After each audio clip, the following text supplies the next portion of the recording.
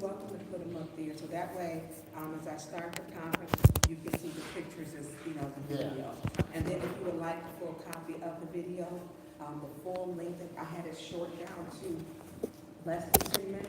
I'll just provide you with a full copy of the one, of the full one, but it's many cameras, so there's a lot of hours that went into pulling out what you really need. So, but we can email it to you. Okay. Okay.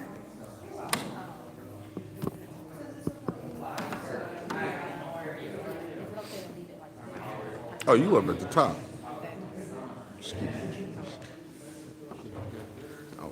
Be okay? Yeah. I'm gonna come up in the front. I ain't gonna be in your way.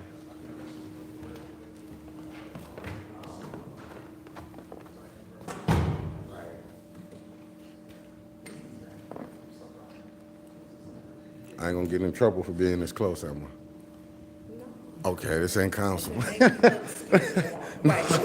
I'm saying council. We need media in the back right Yeah, I'm saying council. I got you. We need you in the back right here. Yeah, that's what I'm saying. In the media section. For sure. Punish that. Oh, I ain't being in your way, man.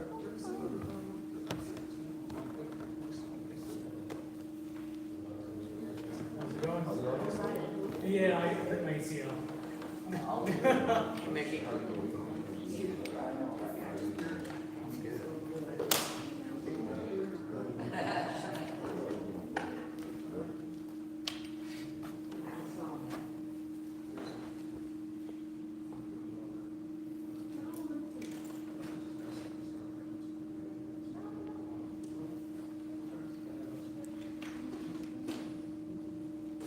Isn't it a great thing that we get 30 minutes grace period in front of the council?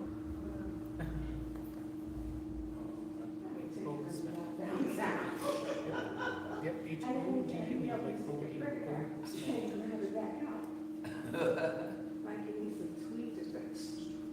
There was a couple of them that did take hours. There was one of Mr. or one of the. Oh, yeah, we went. Yeah. Well, only good thing is it wasn't for me. That.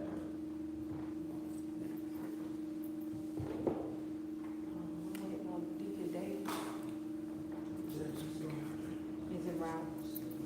That's not what you said. So if you're wondering before we're waiting on a couple more people.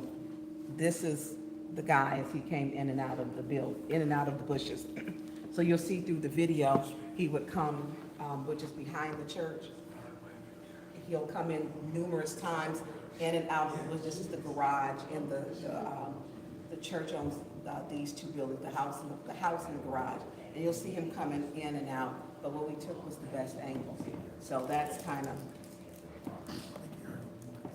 and I'll describe some things and try not to take, as soon as they get here, which should be short, we can get started. Like I said, everyone, I would, if you want to, Okay, because I know sometimes if you want the full video emailed to you, we will email you the full video. I don't know if you want to go through it, but we spent hours going through, like, the best angles to see, but you're welcome to the full video. We'll send it to you.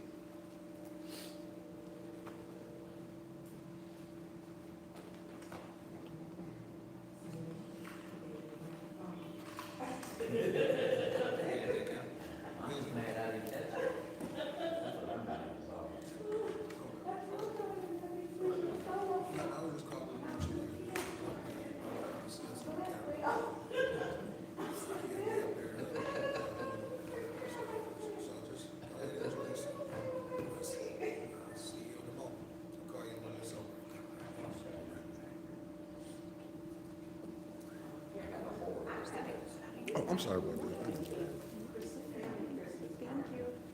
I'm in your way. Sorry about that. And they moved us.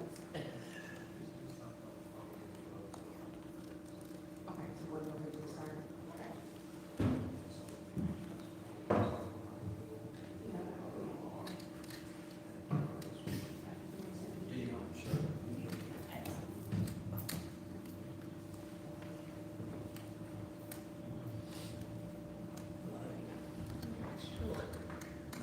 You're funny, man. Yes, there is a step stool. I got you. Height was not my, I wanted to be able to show the camera. Let me know, is everyone ready? Do I need to cut this on from the sound? Is that gonna be?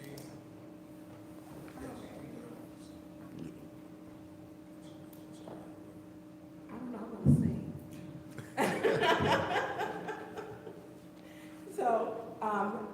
I first want to thank everyone that's here today. I am Councilwoman Burns of the 6th Ward, and I am here today with the pastor of the church, Pastor Kevin Thompson, and also with Reverend Holt Smith of the People's Church, and also with Debbie with the Color Law Coalition.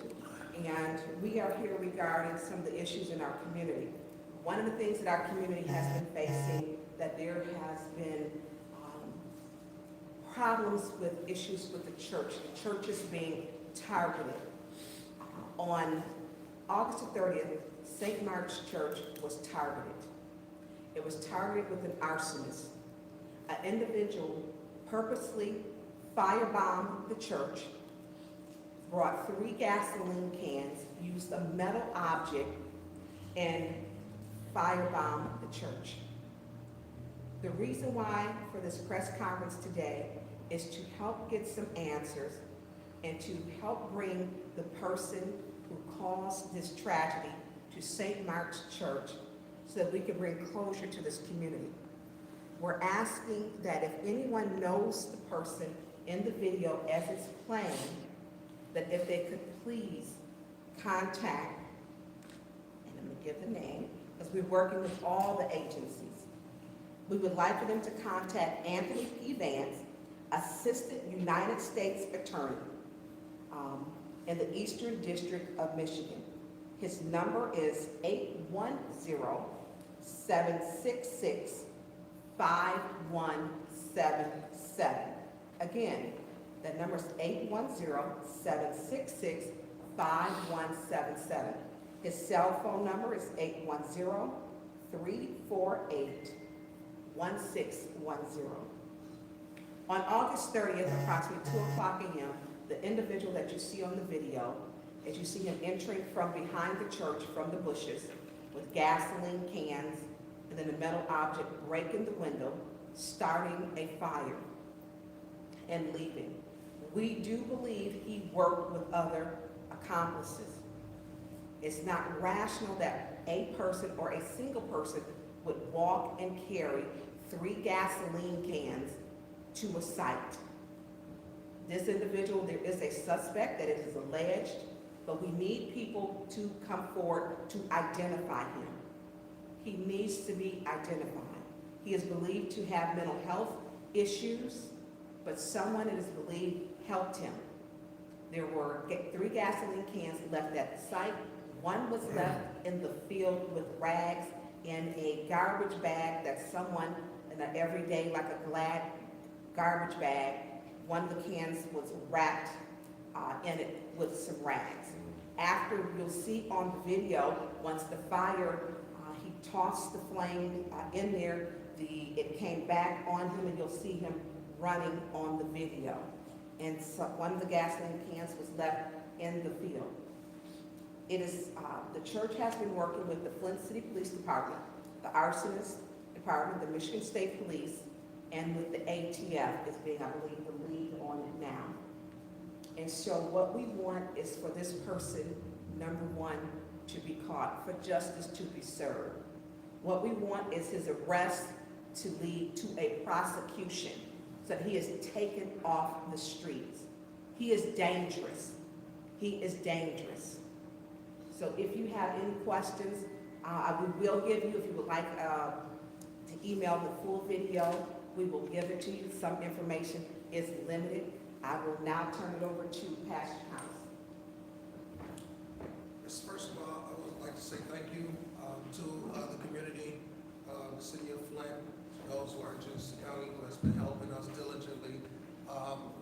Just a week ago or so, we had a restoration service at the Calvary Methodist Church here in the city of Flint. Flint on Flushing Road. And many people in the community has come together to help us in this restoration. We are now in the sanctuary, the beautiful sanctuary of St. Mark Baptist Church of Flint. We still have some work to do in renovating our classrooms that were firebound, as Councilwoman Burns had said. Thank you to all of the news media that is here today, to all of you. I want to thank the Calvary Methodist Church.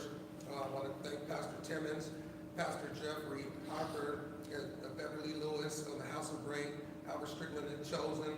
This is just a moment that I just want to thank some people, and if I forget your name, God save you, amen. So also the SIPI Consultants, who is also housed here, one of their satellite offices, and to the community activist, Arthur Woodson, and then to our council that has been helping us, especially to Sister Burns, Councilwoman Burns, who was there on the scene that day and went live on Facebook to let the whole community know that some things were going on. To some of the pastors who have helped us in the city of Flint, Mr. Jim Ananek, and also to Representative Jasper Martis, Congresswoman McDonald Rivet, Beverly Biggs Levy, Mott Foundation, thank you for being so gracious and generous to help us with to continue our services here in the city of Flint, be it food, be it mental health. This church is a beacon light unto the community, and it helps the total man. And also to the pastor here, Pastor Hodges, in which we'll be hearing from him also, because he was violated by the alleged same person. And together we have been working strong and been praying for our community. If there's any names that I didn't say, we do thank you and we do love you. The city of Flint is strong, and I just want to thank you all for what you have done. It has been a long, hard road. It has been depressing, but we find joy when there's prayer going on in our city. So we appreciate you and we love you, and we're back in our services at 11 o'clock on Sunday morning here at 3020 DuPont Street. Councilwoman. Thank you. And then we'll now for questions. Yes. I do want to, because we do have Reverend Hope Smith from the People's Church, and with the community coming together, what we have found is the same suspected individual is also believed to have made the threats to the People's Church. And so what this is for us to come together to bring those who are causing harm and who are causing and making threats to, again, lead to an arrest or a prosecution. We want people to know that we stand together with all the churches, and especially in the city of Flint, we have to stand together. I'm going to now turn it over to Reverend Hope Smith of the People's Church.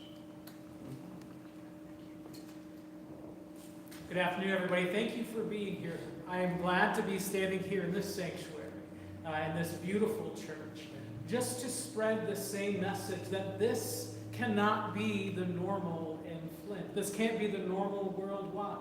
As most of you know and have heard the story of People's Church, on or around the 22nd of August, we received a threat via our Facebook that an alleged person who used their own Facebook page said that they were going to bring an AR-15 to our church and cut the church and myself.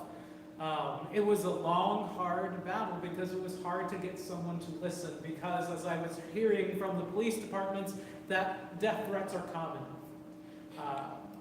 And then a week later, unfortunately, the firebombing happened here.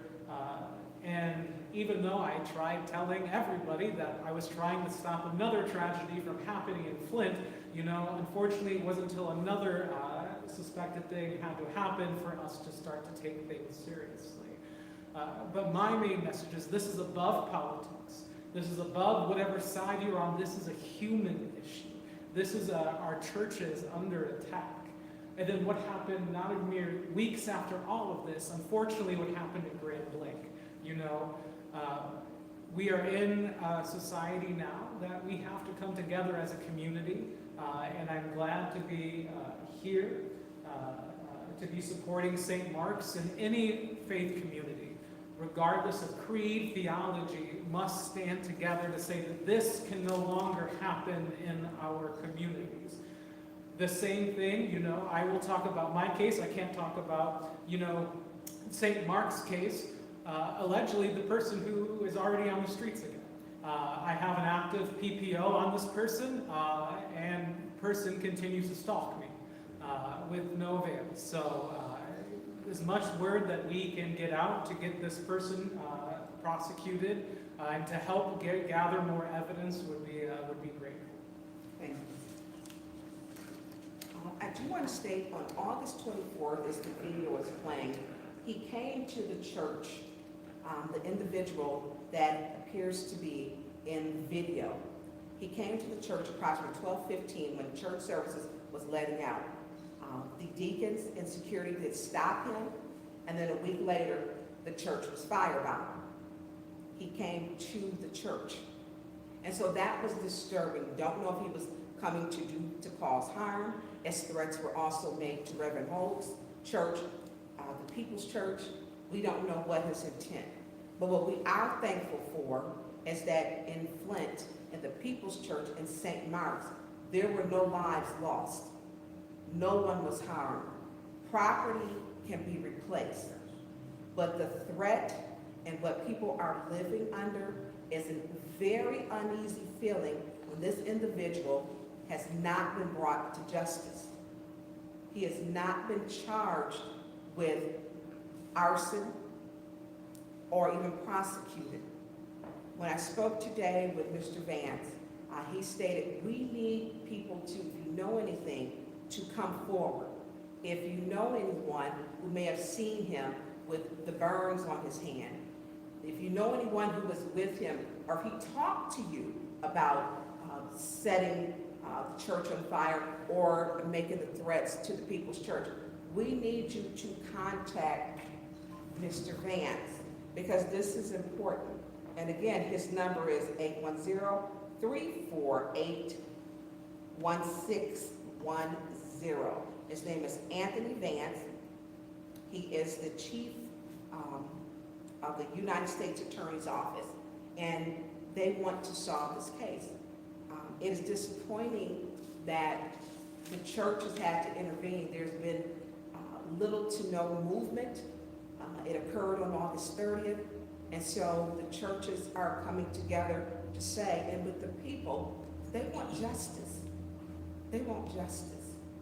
So if you have any questions, feel free to ask, and probably one from Pastor Thompson. Any questions? Yes.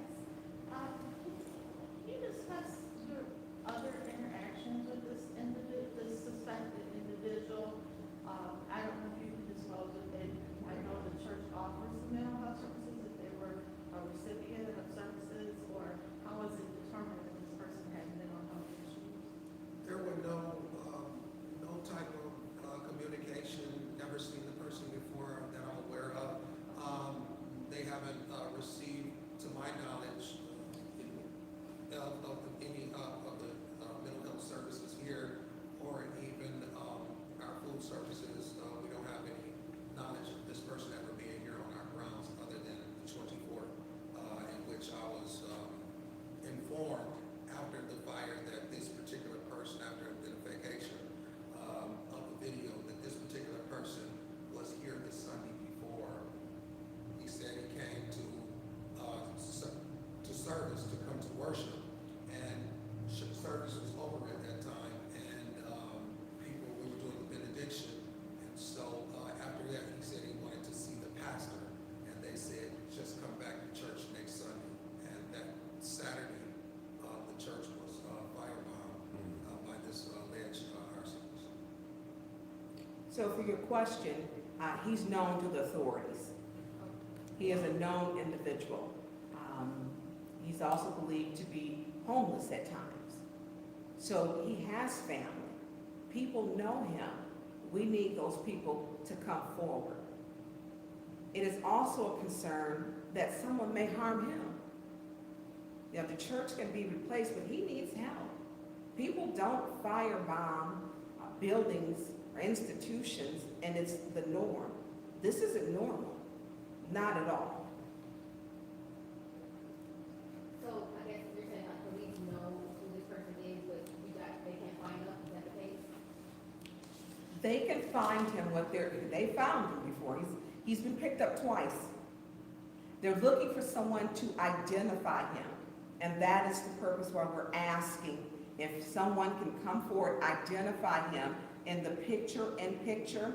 And we've got several different pictures. And it looks like if you're looking at it, you know, your face can change, you know, just according to your weight. And so you can see when he's thinner, he looks a little different, as opposed to when he may have like an extra 25 or 30 pounds. So his face changes. But he's known in this community, and we know several people. We're asking that the authorities work together.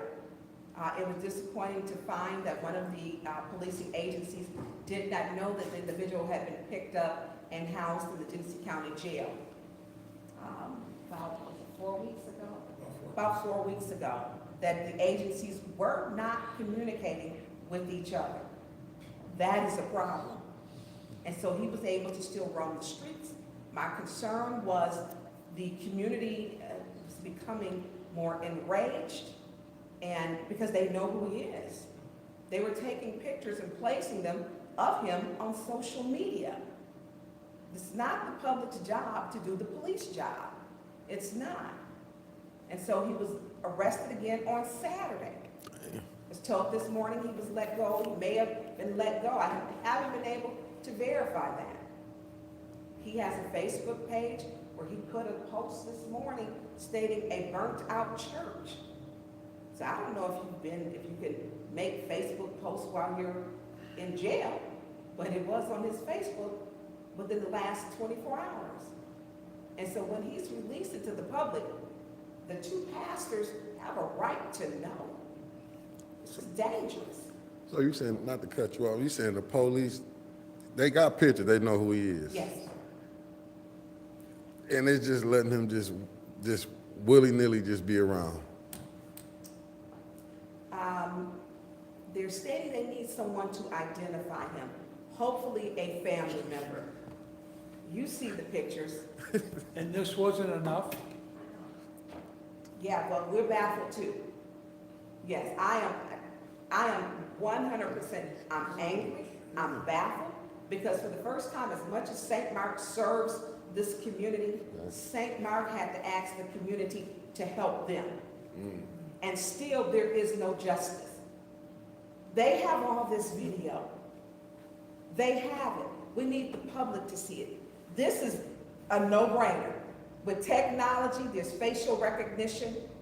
You can take it, you can measure it, you can blow. This is just the audio person, Jonathan's work. Imagine if we take it to the federal level with their technology. We're asking that they do their job, and we're doing ours to put a plea out to the community to say, we need your help. Can you identify him? Well, they picked him up twice. We need them to follow through. We need them to arrest this individual, have him charged with the firebomb and the threats with the People's Church. Give him the help that he needs. He's dangerous on the streets. He's dangerous.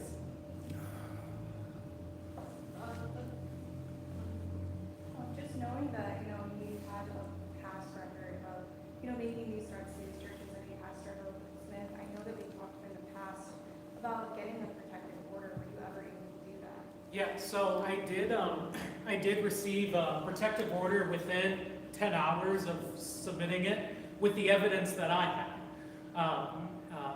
It has been served, so he was arrested for our threat, but they only charged him with a misdemeanor disorderly conduct, even though he is on probation for felonious assault with a deadly weapon. He was picked up and then released. He did show up to my oil change appointment a couple weeks ago, and I had to call Flint Township Police, who has an open case and is investigating for allegedly aggravated stalking. So he is continuing to stalk me. But again, it was pushing just to get the misdemeanor charge. I was told that he could have just been warning us that he was bringing the gun to the church. And it wasn't defined because it was more, the language he used he was gonna cut us up, instead of saying, I'm gonna shoot you. So it was a matter of semantics, so they did charge him with a misdemeanor disorderly conduct. But then again, I heard he also had 3 warrants, for other things. So it's just a matter of why does he keep on getting arrested and released right away, especially when they know that he's actively stalking me, so it goes back and forth. Pastor, did you say, I'm sorry. Brian? That's okay. I was just gonna ask, the picture that we're seeing right now, what's happening? Where was this captured? So this is behind the church. The church did have a roof renovation, and this is why the dumpster is here. There was a metal object found in the dumpster along with 2 gasoline cans and a third one in the field. This is at the time where he's literally just almost a full hour, about 45, 50 minutes, where he's walking in and out of the bushes, and he's making sure he wasn't rushed. You do see a cross down through here. He does have a beard, but he has a black mask over his, what do we call it? Not a ski mask, like we wear for COVID mask, to cover our mouth. That's around over there. Then you'll see, on this one, you'll see if you go back, he's gonna be over here in this corner where you see him. He was hitting the metal object, the window, broke the window. You'll see him dumping the gasoline in there, in the window. And then when the fire erupts, you see him take off running. Come and play it back. And you'll see him take us, the fire comes back at him, and he takes off running. He leaves a 3rd gasoline can in the field with rags wrapped around it with a kitchen garbage bag. Now, I don't think with him having, that's him coming from the back. We were told he was homeless, so I don't think he would need a garbage bag. So who was working with him?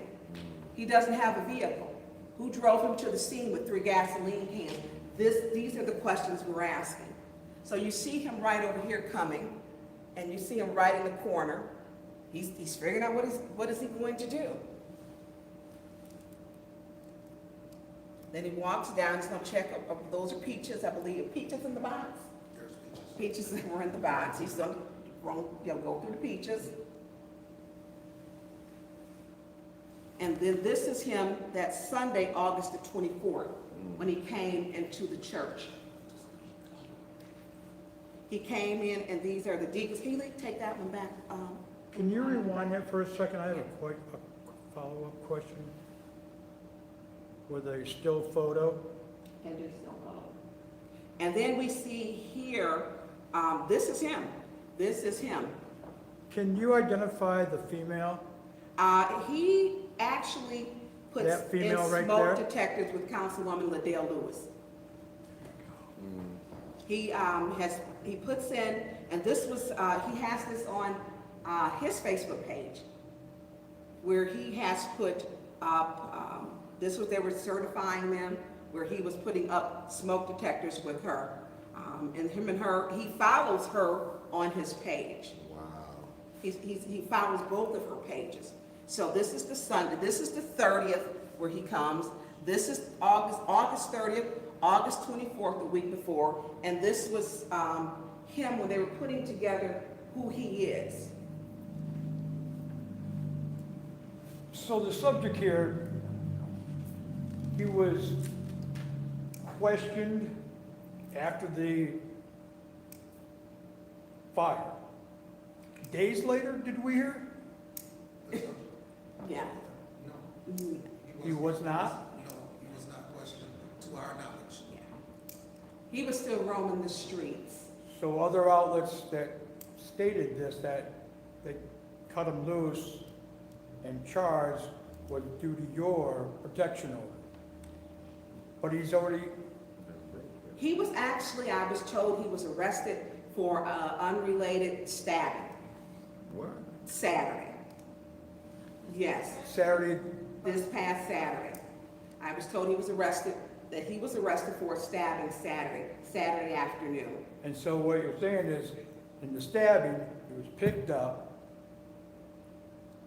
PD knew and who he was, and possibly connected to this, and they still cut him loose? Or is he still, we don't know I was yet? told, I have not confirmed that he has been let loose. I did get a call on Saturday that he was picked up Saturday afternoon. So he's probably arraigned this morning sometime. Hopefully. Again, I have not had the chance to verify. But we are looking for family members of people to confirm his identity. I can speak to, your question, I'm sorry. Yeah, Your question. so the question is, when he came after you, after there was a protection order, they got a hold of him again? So from my knowledge, so let me let you know. So it took them almost a week to 2 weeks for them to actually investigate it because the detective was on vacation. So And there's only one detective, So I'm sure. so no one investigated the threat at our church, at People's Church, until a week after it happened. But I had already given them all the evidence because he made the threat in his own Facebook name. So it had everything already there. And then they were trying to look for them, and then they were deciding if they were going to charge him. And then, I even posted on Facebook, I said, hey, I'm just one pastor trying to get this person safely out of our community, so that way they can get the help so nothing else happens. And then within a week later, the fire happens. So, Is anyone at liberty to the investigator, detective in charge of this case? So here's where we're at. I spoke with, I talked to Latoski, the ATF, and I talked to Vance, and I talked to Latoski, but we're having, he wants people to identify him. We need the people, and preferably family members or close friends, to identify him. And that's one of the things, and then getting the agencies to communicate with each other, to be like one accord, because he didn't know that he was arrested again at the sheriff's department. He was brought in. On his Facebook page, there was a picture, someone did get a screenshot. He's got burns on his hands. Yes. I'm not sure how the police investigation process works, but why does it need to be identified all of this evidence, That is all of our question, the whole Go ahead. community. That is the whole community. It is important that this person gets we get him off the street, because we are told that he has mental issues, and we are churches, and we want to be safe in our churches. Again, we stand with Grand Blanc, and also this happened before Grand Blanc. I think that we need to start doing a preventative care, before something else happens. And so we stand with our sister city and churches in Grand Blanc. I do want to say this, is that after the bombing of our church, he was later in custody, but not for this particular charge. It was something else, just as Councilwoman said. He was then back in the streets, and so he was seen at different functions, and we learned of that by way of Facebook. And so people have taken pictures. We want to make sure that our community, this is why we're here today. We don't know how to do the investigation and things of that nature. This is what the law is supposed to do. But we want to make the community aware of what's going on, and that he's still out there, and we want to keep our community safe, our church, save our community outreach, save our church safe. That's what we want to do. So only person who can, in order for the Genesee County prosecutor to prosecute, one of the policing agencies has to complete the report. And they're stating that one of the issues is identifying him.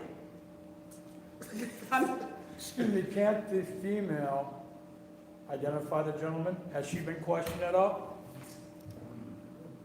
That's what I thought. So we do also want to state that in the videos we learned that there was, when it gets blown up, you can see a small box U-Haul truck circling. Wow. A small box U-Haul truck and then a white vehicle behind it, like a crossover vehicle, was behind it circling. And he is known to, if he's homeless, I really don't think you're homeless with the vehicle. And he does not appear, when you watch his page. So there are some things, like I said, the U-Haul truck, Someone had it to is run a it. small box U-Haul truck. There's a lot of things. We just need the police and agencies to do their job. You know, that's their job, you know, to bring this together, to get him off the streets, because the frustration, you know, something may happen to him. And I don't want that. This person, I think, is probably being taken advantage of, to be honest with you. I think he's being taken advantage of. Yes. Do you guys have video of the mom in her truck? There is one of them, it's not a good one, but you can see, just in the corner, he's gonna back it up, the U-Haul go by. I was gonna say, did you call U-Haul? Yeah, I said that's an easy fix. But he didn't have the U-Haul, Right. but we do That's know something. someone else who did. Right. Oh, gotcha. Social media, when people highlight their lives, Yeah. we know that it is associated with some other people who did have the U-Haul. That information has been given to the police. Wow. So it's gonna be up in this corner that you'll be able to see, which I didn't notice at first, as you go through the hours of video. And you'll see the U-Haul and the white crossover that's going to go by, and you'll see it's a small little box.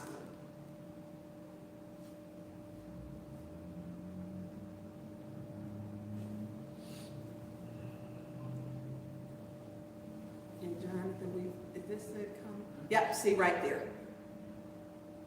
Yes. And then the vehicle following it. So we do know someone who, that has been given to the authorities, cannot release that name at this time, who did have access to the U-Haul truck. And the other person who in that vehicle, I was told, who drives a vehicle similar to that. So, and this is very serious. Imagine if someone was in here. Because sometimes people will work late in the church, you know, getting something, you have a deadline, you know, in the classrooms. You know, someone could have been hurt. And someone could have been hurt at your church, the People's Church. You know, and we know that people were hurt at Grand Blanc. We know that the Latter-day Saints Church, people died. And so this is why this is urgent. This is why we're here today. We don't want anybody to get hurt. And if he can get the services that he needs beforehand off the streets, he needs to be up. You see him walking there with the rags, with the towel or some rags, something that's cloth. And you'll see over here in this corner, when he's dumping the gasoline in there. And then when you see the fire, it's gonna come back and he's gonna take off running. Is that clock reflecting the time, so it's 2 in the morning? Yes, this is the actual time. And so he begins at, I think the process 2:03, around 2:03 a.m. And I believe shortly after the fire trucks were still here when you gave me a call, you and Mother Napier, Elder Napier. And so you'll see he's over there in the corner. He's picking up, dumping more gasoline in the window.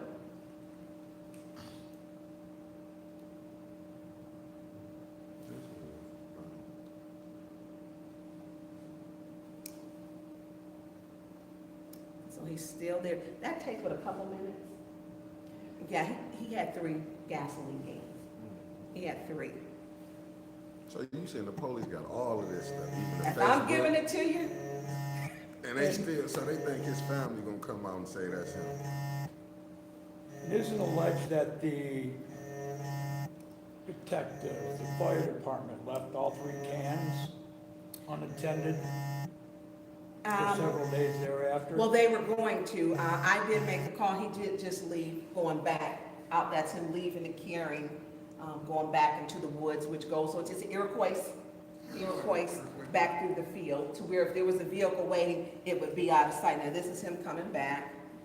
And then you'll be able to see like highlighted, he's coming over here. There he goes right there. He's coming over here. There's the fire. Now watch him. Oh, shit. I mean, And that's him running back. And you see this is illuminated because of the fire, and he goes back through the bushes. And you said that he had burns? Yes, But there we should don't- be. they haven't Yes. released. There should be through the Genesee County Sheriff's Department, because they arrested him days after, when they processed him. You should be able to see the burns. Burns don't heal. They say Also, there is, whereabouts? I do have a picture of one with burns on his hand. He did a video. We had burns on his hand. You can see on August 24th, when he was in the church, he had no burns on his hands on the 24th of August. 6 days before the church was firebombed, no burns. No burns. So I don't know if someone is protecting someone, that's what it sounds but like. he needs to be in prison or he needs to be brought to, arrested and prosecuted. He's got burns on his hands, and he did a live video. As you can see, look at the flame. That's the fire department coming to extinguish the fire. And thanks to Deacon Davis and his wife came to, the alarm sounded. What happened was the alarm, when the devices heat up on the alarm system, they default. So the door sensors defaulted because if they freeze or overheat, they're gonna set the alarm off.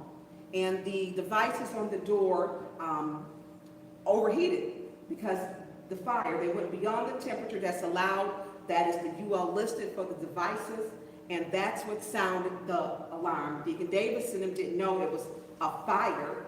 They thought it was an attempted burglary or someone breaking in. When they got here and saw flames coming out the windows, it was utter just disbelief.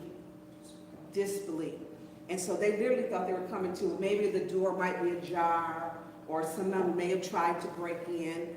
But when they got here and saw the flames coming out the windows, it was utter disbelief and disappointment. So, any more questions? What are the police agencies that this has been reported to? Flint, MSP, ATF? Mm-hmm. Yes. And MSP. All of them have an arson department. Can you just, what was the extent of the damage to the church? The extent was, I'll let Pastor Thompson speak to that. The extent of the damage were the classrooms on the north end of the building and smoke damage to this sanctuary, smoke damage and what do we say, soot.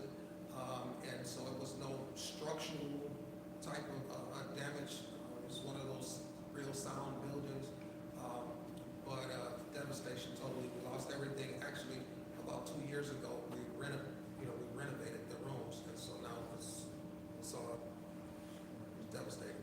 So, Ron, it was extensive smoke damage throughout the entire church, the gym, the sanctuary was smoke damage, soot, because he used an accelerant, which is gasoline. He had intentions on burning the church down. Clearly, when you come with 3 gasoline cans, you have the intent of burning it down. And so there was smoke damage at this part, but because the church is, 100 years old? It's over 100 years Over old. 100. That was built in 1964 over on the school side. So there was a fire barrier, the doors, and so they did withhold. And so because there were add-ons from the church, certain parts didn't receive the damage. The fire doors did work to preserve the sanctuary, that it did not reach the sanctuaries. It did not. So, but his intent, as you see, he took his time casing it, checked out the peaches, and he, dumped 3 gasoline cans. So. And are the police saying that you already know who this individual is? Yeah. They want someone who knows him to identify from this footage as Daniel Smith, whoever he is. It's John Doe, yes. it's not just who he is, but that they can look at these pictures and these images and be But this person was taken in the Genesee County Jail, he was processed, and when you're processed, you get photos taken. I was told, I haven't seen them, but I was told that the burns were seen on his hands then. And then we know he went on Facebook, and on his Facebook Live that he did, you see burns on his hand. We know August 24th, again, he did not have any burns on his hands. When he came to the church, and he was back there for about 20 minutes, wanting to come into the sanctuary, but was stopped. So, Councilwoman, as of 17 hours ago, the alleged arsonist has made a Facebook post, a burned church in the hood, shaking my head, and commented to his own post that says, boom, a real pistol. We disciples of Christ. So I just wanted to report that to those who are out there, A10 News Media, wherever, that if you know who this person is, please get in touch with the information that Councilwoman has given you. Also, Councilwoman, is there a $5,000 reward? there is a $5,000 reward leading to the rest of any person or persons involved in the firebombing of St. Mark Church. There is that. There is up to a $5,000 reward. But look, we got the evidence. Everybody needs to turn that in. This is ridiculous. This is a sad day for the city of Flint that the people have to do this. This is a sad day. So any more questions? Yes. I just want to make sure I'm clear. So last Saturday, he was in custody because of a stabbing. But 3 weeks ago, that was because of the stalking? His other charges were, I don't think they were for your stalking. No, because No. they just got him, right, because they were actively looking for him, so they did book Oh, him yeah. right before for my misdemeanor. They booked him, but then they let him go. He had a probation violation. Yeah. Oh, okay. It was a probation violation. Okay. And can you just, I don't know, this is mostly for the pastor, but anyone else who wanted to just talk, just give like really quickly, if you can, your initial emotion and reaction compared to now, doing what you do under this type of threat. And then also, can you speak really briefly on, just elaborate on what you said, like the person being taken advantage of?